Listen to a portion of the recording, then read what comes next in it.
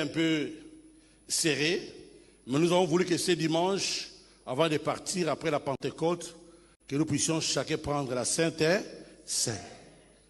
Mais la Sainte Seine, on ne la prend pas avec un cœur lourd, avec des murmures, avec peut-être la colère, avec la tristesse.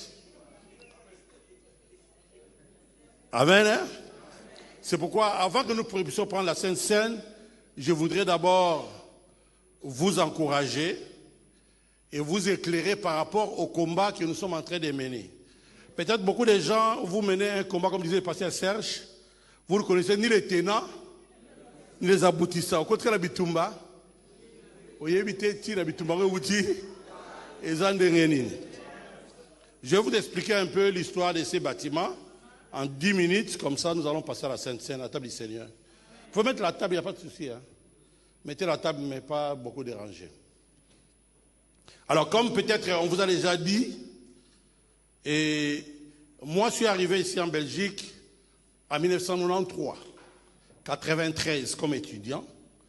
Et je faisais mon cours normal à l'ILB. Je faisais, comme on dit, un master spécial en psychologie industrielle et commerciale. Et ce master-là, je l'ai fini en 1996. Et c'est alors que Dieu me mettra à cœur de commencer les combats spirituels ici à Bruxelles. Donc, je vous épargne des détails parce qu'on était déjà dans les églises. Mais Dieu m'a mis à cœur de commencer les combats spirituels ici en Belgique avec les noyaux avec lesquels on était à l'église, notamment les papas Noé, les papas Obed et tous ces noyaux-là avec lesquels on était à l'église. Nous avons commencé notre cellule de prière.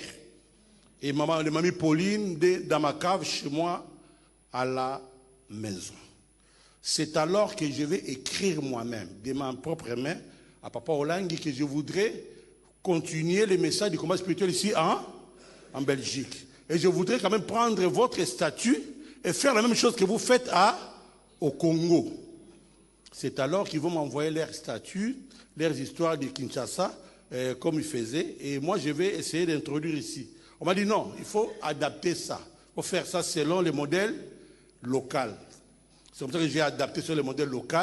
Nous avons fait notre conseil d'administration et je fus élu comme responsable, dans ce conseil d'administration qu'on avait fait, comme responsable de cette branche. Et ma femme aussi a été élue comme trésorière. Et dans cette lettre-là, c'est écrit que notre branche devait fonctionner selon le règlement d'ordre intérieur. Et c'est alors que nous avons commencé, petit à petit, à évoluer. Nous sommes passés de salle en salle. Vous savez qu'au début, c'est difficile. On a commencé à payer les salles à gauche, à droite. Les anciens savent, ils en connaissent quelque chose, jusqu'à ce que nous avons atterri au quai de charbonnage. Au quai de charbonnage, et j'ai calculé, chaque année, nous payons pratiquement 40 à 50 000. Et je me suis dit, si on paye 50 000 par an, en 10 ans, on est déjà à 500 000. Alors pourquoi ne pas acheter? C'est comme ça que m'est venue l'idée d'acheter.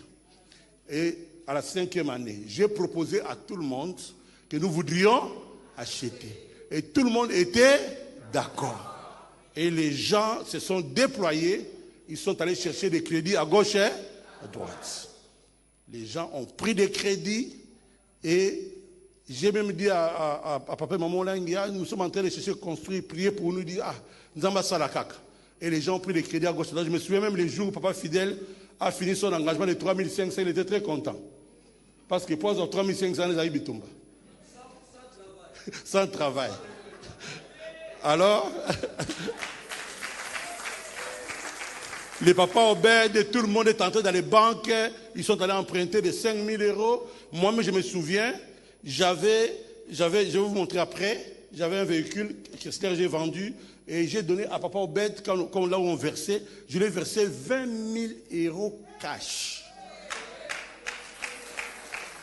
Et c'est comme ça qu'on a avancé ici pour acquérir cette concession, cet endroit. Ce n'était pas une salle. C'était un dépôt, tu ne peux même pas regarder. Et les mamans qui sont là, il y a des mamans qui sont là, des papas qui sont venus, ils ont cassé tout. Jusqu'à ce qu'on a fait la fondation de 6 mètres ici. Et on a coulé le béton de 6 mètres. Et tout ça, on a engagé un entrepreneur. On lui a payé 233 000, sans compter les architectes et les ingénieurs.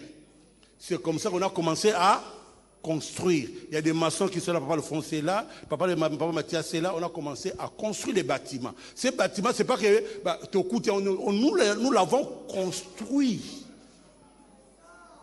Nous l'avons construit nous-mêmes de nos propres mains, tout ce que vous voyez là. Et je me souviens, pour boulonner les fers ici, c'est un frère là, on parle souvent de lui, Arma Tungulu. C'est Arma Tungulu qui a boulonné tout ça. Il est décédé, paix à son âme. C'est Arma qui a boulonné tout ça. Et je lui ai payé. Et nous avons construit les bâtiments jusqu'à la fin. Maintenant, le jour de l'inauguration, j'ai invité les propriétaires. Comme je lui payais l'argent, location-vente, petit à petit. Maintenant, le jour de l'inauguration, il est venu, il a dit, oh, mais comment toi, tu me payes un peu, mais comment tu as fait pour terminer, réaliser tout ça? Tu dois me payer la totalité de mon argent. C'est comme ça que, comme il menaçait, je me suis dit, je vais aller emprunter l'argent à la banque. Et nous sommes allés à la banque, on nous a demandé les co-emprunteurs. Les co-emprunteurs étaient le couple Obed, qui sont là, papa et maman Obed, et le couple Luchumba. Maman Elie n'est pas là, je pense, ses enfants sont là. Son mari est décédé des restes de mémoire. Et nous sommes allés, on a prêté l'argent, et nous avons payé toute la dette. Et la dette était finie.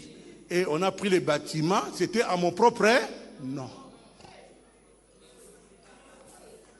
C'était les bâtiments à mon nom. Et c'est comme ça que les gens commençaient à dire, hey, j'ai dit non. Moi, quand je suis venu en Belgique, j'ai repris la belle fondation Olangi. Je n'ai pas fait autre chose. Maintenant, si j'ai les bâtiments, comme moi je suis personne physique, il faut que je mette ça au nom de la personne morale de l'association.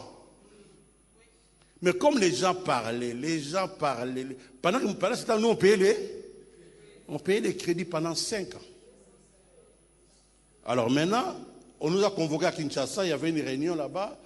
Papa nous a appelé, maman Olangi, Batouazoloba, Batimeza la commune. J'ai dit à papa, non, je veux dire que les bâtiments est à mon nom parce que c'est moi qui ai les crédits.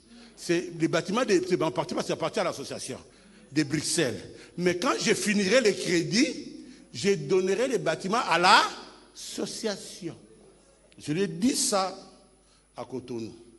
Et c'est comme ça que, comme tellement qu'il y avait des menaces, en 2014, moi j'ai dit à papa Olangi, alors, si quelqu'un peut payer mon crédit, qui reste encore, moi je vais devenir quitte, je peux maintenant céder les bâtiments. Papa Olangi a dit à papa Moulenda, si tu peux apurer les crédits de papa Amos. Papa Moulenda a envoyé 3 fois 80 000 chez mon banquier. Et donc mon crédit était fini. Donc j'étais maintenant libre. C'est comme ça que j'ai pris la résolution. Maintenant, moi j'appelle Fondation Olangi Osho Bruxelles. Et aussi, c'est la même chose, Fondation Olangi Osho, nous sommes de la même maison.